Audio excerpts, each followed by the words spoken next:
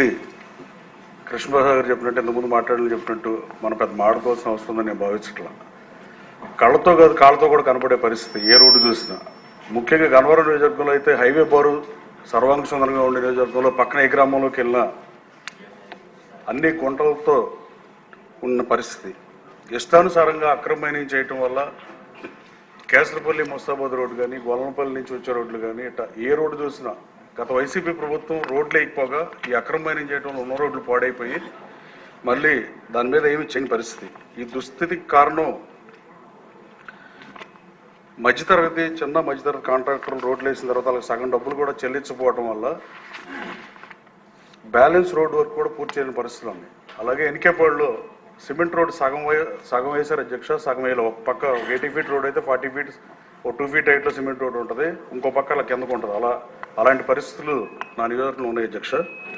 అలాగే రాజధానిలో seed axis road గురించి మాడితే చెన్నై నేషనల్ హైవే మీద ఉన్న మణిపాల్ ఆసుపత్రి దగ్గర నుంచి సీడ్ యాక్సిస్ రోడ్డు వెళ్ళి కలవాలి. అయితే దుర్మార్గంగా గత ప్రభుత్వం ఆ పని జరగకుండా అడ్డుపడి ల్యాండ్ పూలింగ్లో భూములని 14-19 మధ్యలో ప్రభుత్వానికి ఇవ్వకుండా చేసింది.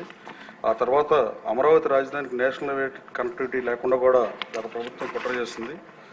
అలాగే అధ్యక్ష అసెంబ్లీ మరియు సెక్రటరీకి వచ్చే దారిలో కరకట్ట మొదలయ్యే ప్రదేశంలో ఎడం పక్కన ఒక పెద్ద పైలైన్ కనపడుతుంది అధ్యక్ష. అది 600 కోట్ల రూపాయలతో కరకట్ట చేయడం కోసం ఏర్పాటు చేశారు. దీన్ని శంకుస్థాపన చేసిన మాజీ ముఖ్యమంత్రి ఆ శంకుస్థాపన జరిగిన తర్వాత 10% కూడా రోడ్డు అయిన పరిస్థితి. అలాగే అట్టహాసంగా రోజు జగన్మోహన్ రెడ్డి గారు ఇదే అసెంబ్లీలో వీడియో ప్రజెంటేషన్ పెట్టి ఎగతాళిగా కరకట్ట రోడ్డు గురించి ముఖ్యమంత్రి గారి గురించి ఆ రోజున ముఖ్యమంత్రి గారి గురించి విమర్శించి తప్పుగా మాట్లాడిన పరిస్థితి. అమరావతి రాజధానిలో రోడ్లు లేకుండా చంద్రబాబు గారు నిర్మించిన రోడ్లు కూడా గ్రావెల్ కంకర తవ్విని కూడా మనం టీవీలో చూసాం. అలాగే రాష్ట్రంలో రోడ్లు మరీ ముఖ్యంగా గన్నవరం నియోజకవర్గం రోడ్లు అద్భుతంగా నిర్మాణం చేయాలని ఈ సందర్భంగా తమ ద్వారా సంబంధిత మంత్రి గారు బీసీ జనార్దన్ రెడ్డి గారిని ముఖ్యమంత్రి గారిని కోరుతున్నాం. అలాగే గత ప్రభుత్వం అసలు ఎవరిది పట్టించుకునే పరిస్థితి ఉండదు అధ్యక్ష.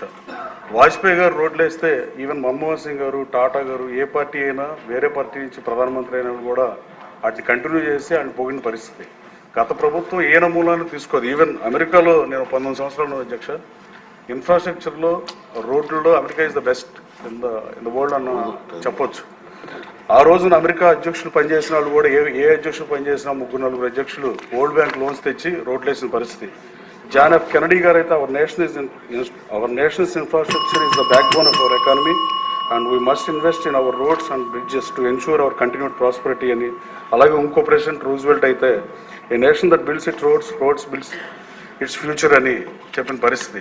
గత ప్రభుత్వం మంచి సూచనలు కూడా పట్టించుకోవడం ఒంటెత్తు పోకళ్ళు పోయిన పరిస్థితి. ఈ రాష్ట్రంలో రోడ్లని తక్షణం రిపేర్ చేయాల్సిన బాధ్యత ఉంది. అట్లా నేను ముఖ్యమంత్రి గారు కూడా చెప్పారు దానికి నిధులు కేటాయించాలని.